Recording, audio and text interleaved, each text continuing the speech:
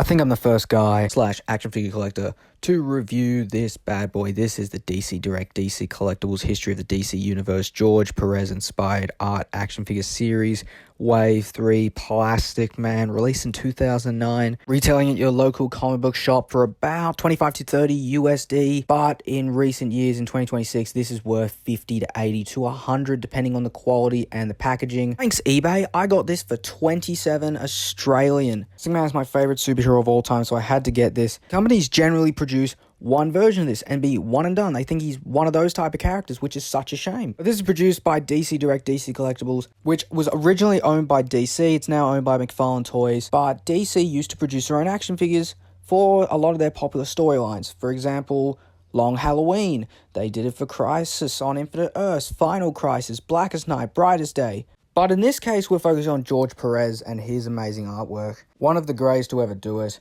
He unfortunately died of cancer back in 2022, but he's best known for his work on the New Teen Titans, which was one of DC's best-selling books. He worked with Marvel as well, with Man-Wolf, Infinity Gauntlet, a variety of Avengers titles. He reintroduced and reinvigorated the character of Wonder Woman as well. But in this case, in 2009 to 2010, we got 16 figures from Perez's artwork from the history of the DC Universe, thanks to DC Direct. And this mini-series explained the current lore of the DC Universe at the time of writing, which was in the late 90s. Got a variety of figures which shared the same sculpt, with some new parts, of course, to make the characters unique. We had Batman, Superman, Green Arrow, Blue Devil, Flash, Aquaman, Black Lightning, Martian Manhunter, the Creeper, but most of all, in this case of the video, PlasticMan. So, it's a rarity to have PlasticMan figures nowadays, which is such a shame. I don't know why companies are afraid to actually just tackle him, because I think he would be so fun to create all the different combinations you could have. I want someone to do like a PlasticMan car at some point. But this is my favorite superhero. I had to get this. I found this on eBay for $27, it was listed $35. Plus shipping, $42. I offered $20. I know I lowballed it. It was pretty bad of me. But you have to start somewhere. And then I paid then total $27. They accepted my offer. So I got this loose. Now, typically this is meant to come with a figure stand. And this was not in the packaging. So I understand that. But let's actually have a look at the packaging. From a bunch of images I was able to find. Because there's not really that many images that you can find. So the history of DC Universe, it's basically a blister card. You can see Series 3, so Wave 3. The other figures in this line included Brainiac, Ocean Master, and Superman. So I've got here just a recording I did off my computer of the DC Collectables Hunter website, which has a lot of the old DC Direct and DC Collectables figures. And it's a whole catalog, so it has the dates, or at least the year dates, and how the wave was broken up via concept art. And you can kind of see as well, PlasticMan looks different to what we actually get. It looks like from the previous product shot, we were meant to get swappable forearms and swappable neck.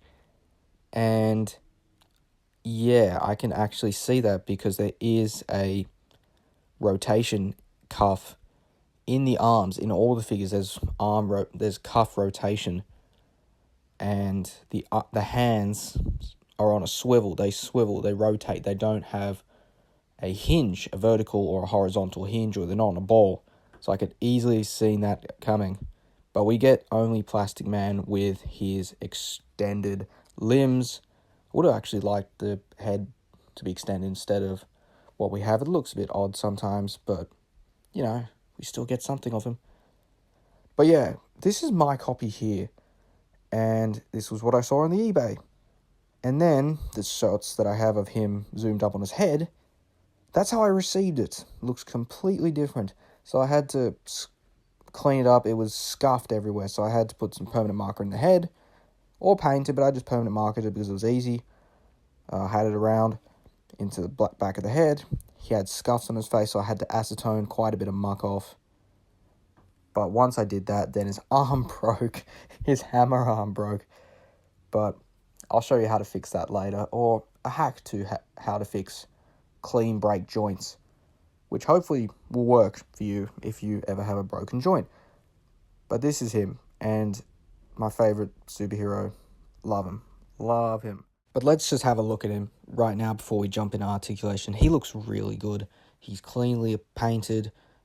Skin tone I actually like. Some people get it a lot brighter than that, some get it darker. I like this mix of this skin tone. The glasses are pretty clean. I wish there was a bit of expression to them, some blue in them, just like they've done in other comics and TV shows, that they just bring out the details with the blue highlights in the glasses. What else is there? His belt is actually raised. You can see the details. I love that they're all sculpted and cleanly painted. Even at a figure this age, 2009 this released, it's holding up really well. But the paint's just so clean. There's not that much really. It's a lot of just red plastic. But the joint and skin beige toned plastic, it's really nice. The sort of netting / X crosses on his chest are really clean. And yeah, I'm really impressed with this. Though I do wish that some of the accessories from that prototype images would have come with this. And the standard with all these figures as well was they came with peg holes at the bottom of their feet, just one, and you can see the serial number on the foot. This would have just come with a blank black stand, no DC stuff on there, and this did not. So, not a big loss. I've got other stands I can use. But it can stand fine on its own without a stand anyway, because look how wide the feet are. And the feet aren't that well articulated anyway, so the wide stance kind of works in this case. Okay, so for articulation, you're able to twist his head a full 360. It looks up a little bit, not that much. Looks down, okay, pretty decently. Has some really good head pivot. We also have the limbs. They can do a full 360 rotation. His waist is a little limited. It can shift. Doesn't really look, it can't bend forward or back that much. It is pretty limited. But I wouldn't try to modify this type of thing because it is old. It's an older figure. The plastic from DC figures were generally more brittle. His waist movement, there is basically no forward or back. Ab crunch. He does have some shift in the waist side to side. His arms can do a full 360. He has bicep cuts, but just do be careful when rotating them because the plastic is old. DC Direct figures generally used more brittle, better quality plastic, but then that came at the cost of it might break easier. His arms have rotator cuffs, and they rotate full 360, and that's where the joints are. But I guess if you rotate him a bit weirdly, because he is a contortionist, because he's able to stretch his body, that's his whole abilities, it'll look fine, no matter what. But yeah, his hands, at least his stretched out arm, has that rotation as well. In the hand itself, there is no hinge or ball peg, nothing like that. It's just a rotating socket. His legs, single jointed, they don't go out that far. They have no way of going back. And he does have boot cuts / leg cuts because the legs are reused throughout the line. On top of that, there is no way you're getting this guy to do the splits. They're not ball joint style legs, ball joint connecting pieces like you do with Legends figures, Marvel Legends figures, Hasbro figures. No way. Okay, so now I think it's time for size comparisons. First, we have Cobra. Cobra, leader of the Cobra organization. Now, you can see the reuse. This was the last figure they did for the George Perez History of the DCU line. And this was Wave 4. So, you can see a bunch of the reuse. There is a few new tool pieces with him, such as the tunic pieces, which are both separate, actually. But you can see that the arms, because I've got a close-up here of the rotator cuffs, of all the figures they had rotating cuffs and rotating hands, I bet they were going to switch out the limbs with PlasticMan, but they just didn't for budget reasons. Next up, for some superhero comparisons, I have here, starting on the left, the DC Multiverse Mattel Kyle Rayner Green Lantern, the McFarlane Toys DC Multiverse Platinum Edition Question. That and Mongol are easily my favorite DC Multiverse McFarlane figures ever made. And then on the far right, we have the DC Collectables / DC Direct New 52 Aquaman. I have a little theme here. What have they all done? They've all been members of the Justice League. Forgetting Kyle for a moment, Question, PLAS, and Aquaman have all been characters in Batman, the Brave and the Bold, the comic, and guest stars on the TV show. The animated show, that's the best show ever, in my opinion. Next up, we're going to continue on this Batman, the Brave and the Bold thing, and we're going to go with some villains who appeared in the show. from McFarlane Toys DC Multiverse, we have the Page Punches, Gorilla Grodd, and the Multiverse Owlman in his new 52 attire. This is, my favorite look for him. Next up, we're going to go with the Marfex. This is my only Marfex figure. It is the Batman the Animated Series Season 4/New Batman Adventures Joker. And we also have the Mattel KG Beast, DC Multiverse KG Beast. This was the last standard villain they released before losing the license to McFarlane. This was part of the Killer Croc wave. That Killer Croc Build-A-Figure is amazing. Next up, we're going back to McFarlane. We have the Collector Edition Sinestro and the Rebirth Deathstroke.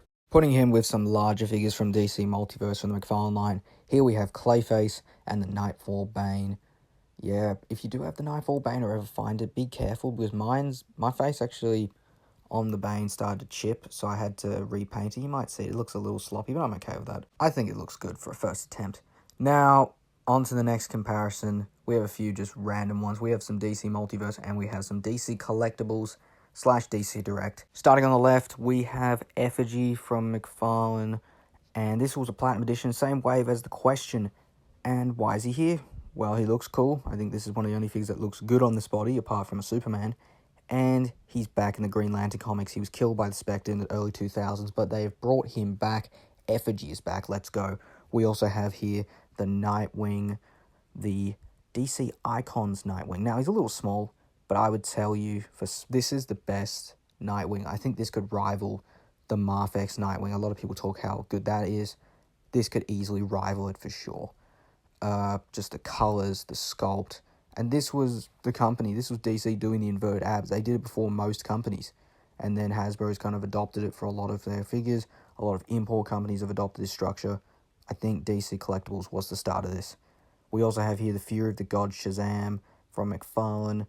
And yeah, in the back, one of his hands actually broken. I had to fix that. I don't like ball pegs. Don't like them. Or at least those ball wrists. And we also have here Ultraman. Another one where his biceps broke. And I had to fix him. Different method. I actually used a thick screw rather than the method I did for PLAS here. But I love this one. He's one of my favorite DC Collectables figures in general. Finally, to mix it up with some other lines that this will scale well with, we have some Marvel Legends in the form of the Abomination, who recently released and is available on my channel to watch right now if you're interested in getting this guy. We also have Jaded Toys and Bison. We have the Blockies Elmo also available on my channel if you want to collect something nostalgic. We also have Greg the Carbonized Stormtrooper from Hasbro Star Wars Black Series. And we also have the recent Iron Man Mark 72 Mysterium Armor / Sentinel Buster from the Scourge Build-A-Figure wave, which released this year and last year, depending on where you are in the world. And finally, this is a segment I did want to do in this, which is PlasticMan stuff. And I want to make a comparison between the McFarlane Toys PlasticMan, which is the latest PlasticMan figure we have gotten, which was a Build-A-Figure for this JLA wave, which was inaccurate because it had John Stewart, and John Stewart wasn't a member of the Justice League till the early 2000s. And we also have a variety of little other PlasticMan collectibles I have. We have the Funko version from the DC Legion of Collectors Legacy box. We have the new Figure Toy Company 8-inch doll PlasticMan. And we have the Funko Soda. I only have the common one, which is a little disappointing, which I had the Chase one, the stretched out limbs. They died really quickly, the Sodas. They last about 4 years, and then the brand just got killed off. That's such a shame. I actually like the concept. I have Aquaman, Martian Manhunter, and Hawkman as well. But anyway, we're going to look at the McFarlane Toys PlasticMan and this PlasticMan to see whether there's actually been changes in how PlasticMan is being done. I do not own the Mattel exclusive one. That thing goes for a fortune. I would love to have that. But when Mattel gets the license next year, maybe we'll get a new one. Definitely grabbing it if they do a new one. Definitely, no matter what. This is what I want to do, a head-to-head battle between what is my main PlasticMan, the McFarlane Toys, and this DC Collectables DC Direct one. And price-wise, they both go for a lot on the aftermarket because McFarlane Toys is a private company and PlasticMan has only been released once via the Build-A-Figure wave system as the JLA wave, Build-A-Figure, or Collect-to-Connect figure, or whatever the heck it is, really. It's basically a Build-A-Figure. But this first image you can see right here, you can see the stretched out limbs, what he comes with. They both come out with a stretched out hand. And they're actually similar size. The DC Collectibles one, the hand at least, is wider compared to the McFarlane one. But I think the McFarlane arm is slightly longer. But I'm also noticing this. The McFarlane skin tone's a lot darker than usual than the PlasticMan. It's not the lighting, but if you actually had both of them in hand, or you saw images in better lighting, I think you could also say this is a bit too dark. And I think the DC Collectibles has a really good skin tone right here. The good light sort of pinkish beige tone, whereas this has gone for a bit of an olive skin. Both figures have different shape-shifted limbs. They both have a hand. They both have a stretched out hand. That's something that PlasticMan's always going to be used in iconic imagery for, is the stretched out hands.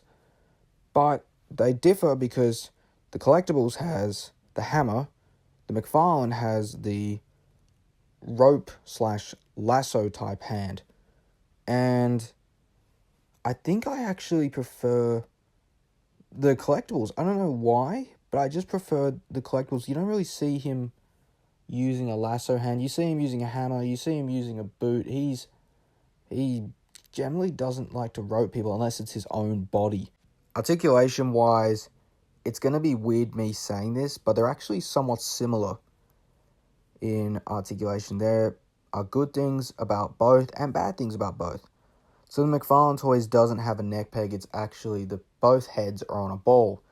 So they have full 360, look up a little bit, not that much down. McFarlane wins in the torso articulation for sure. Both have the nice sculpt with the sort of netting.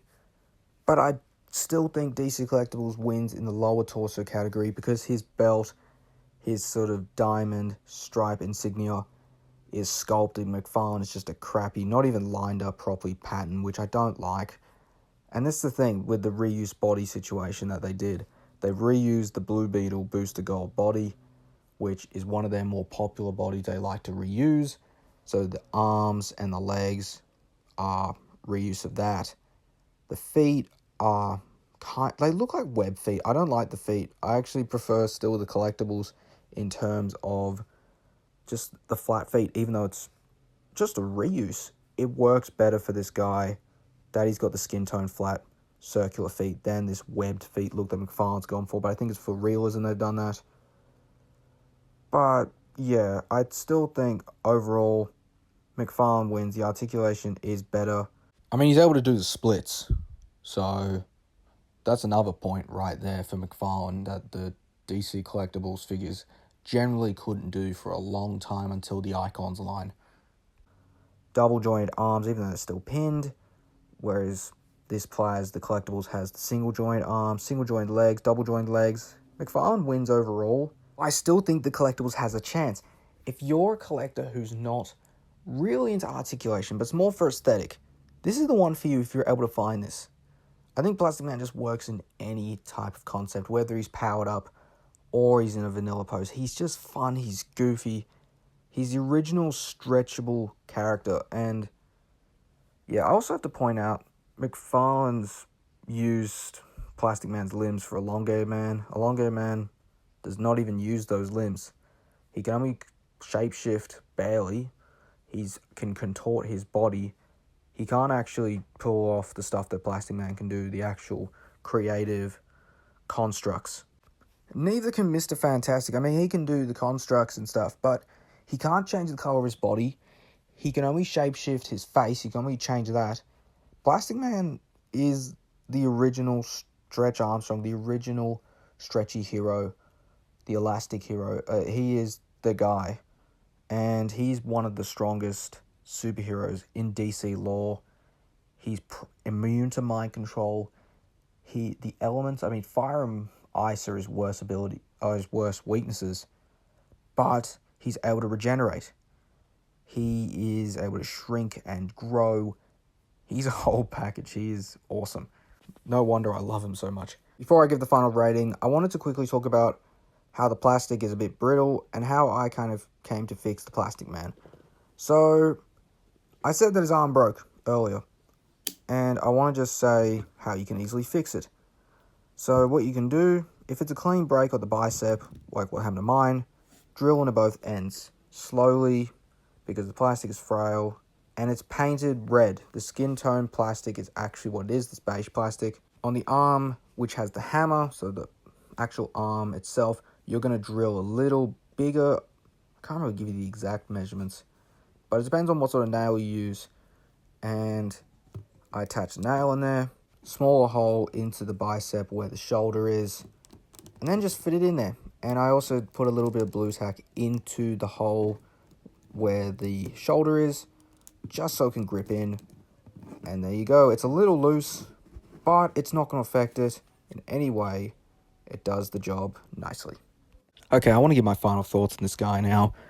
If it was 2009, I would give this a 9 out of 10. I'm just thinking differently because the years that we're in, articulation wasn't really a necessity for action figures back then. It was more about the aesthetic, the sculpt, and how it just fit in with your other things.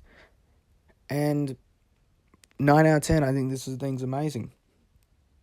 But in 2026, I'm probably just being too generous. I think this is worth a 7.5 out of 10. If you're able to find this guy, and it goes for a lot of money on the aftermarket, it really does. If you saw the beginning of the video, it is a lot of money. But if you're able to find it for cheap, I would highly recommend it. Or any PlasticMan figure, I would just highly recommend it anyway. But it's hard with PlasticMan because there aren't that many PlasticMan figures. I think Mattel only did one. DC Collectables only did a few. McFarlane only did that one that I've just shown you with the comparison, which was a Build-A-Figure. I wish they just re-release him. And then we've had Batman the Brave and the Bold figures. We've had that one Kenner Superpowers, Super Friends figure that is worth a couple $100 on the aftermarket. There's not that many of PlasticMan at all. And if you're able to find this guy, I would highly recommend you get it. Just for the look and sculpt alone. It's clean, it's nice, it's fun. I'm really hoping Mattel in 2027 does a really good PlasticMan, or 2028, because they're reacquiring the license from McFarlane. And I'm curious how the transition's going to be, whether McFarlane will continue doing figures or not, because they also do right now have the DC Collectables license. They've been reissuing Batman the Animated Series figures under that banner, so I'm curious to see how that would go. We're definitely not getting this reissued in any way, no way, but you can only hope. I think that if you're able to find this, it's a great piece, but it's been so hard with DC collectors because we haven't had a company that has had a long-term structure, such as Hasbro, right? Hasbro since 2007 has had the Marvel license, the parent Marvel license for Marvel Legends. They did Marvel Universe, the Marvel Infinite series, which is basically the revival of Marvel Universe. And we've seen the company and the figures grow. We've seen updates. But because of DC, we certainly have not. 2019, Mattel lost the license. McFarlane gained it in late 2019, started releasing figures in early 2020. Now they're losing it in late 2026. And yeah, I want to see a PlasticMan done. I want to see characters brought into figure life rather than 1,000 Batmans like we've been seeing recently. I also want to say thank you for watching. You can read my bio as to why I think this is worth 7.5 and why I'd recommend it. Positives, negatives, you know all that stuff. But I want to say, if you did like this video, please give it a like. If you didn't like it, dislike it. I'm okay with that. If you want another opinion, a second opinion, rather than your first opinion from another creator, or your third, your fourth, your fifth, whatever opinion I can be, I've got some videos up here. I'm mainly a Marvel Legends collector, but DC is my favorite comic book company. And yeah, I've got a bunch of Marvel Legends videos up right now. I've got the Blockies Elmo. I've read a few things, a few reviews. This channel is slowly growing. And if you want to invest in this channel, it's free. I'm not doing paid memberships. I'm not sponsored. I wish I could be, but I'm not. So I'm not a person who wants to take money from people. That's ridiculous. So unless they say, oh, hey, here's some free money. But yeah, if you're interested, please subscribe to SFIGUREREVIEWS. I think I'm the first guy to do this. I think I've done it. I'm the first guy, the first action figure collector reviewer to review the DC, history of the DC universe, PlasticMan from DC Direct. So happy to do that. I'm making YouTube cyberspace history. So thank you for watching. Thank you for listening to me. I hope this has been helpful. This has been SFIGUREREVIEWS with some action figure content.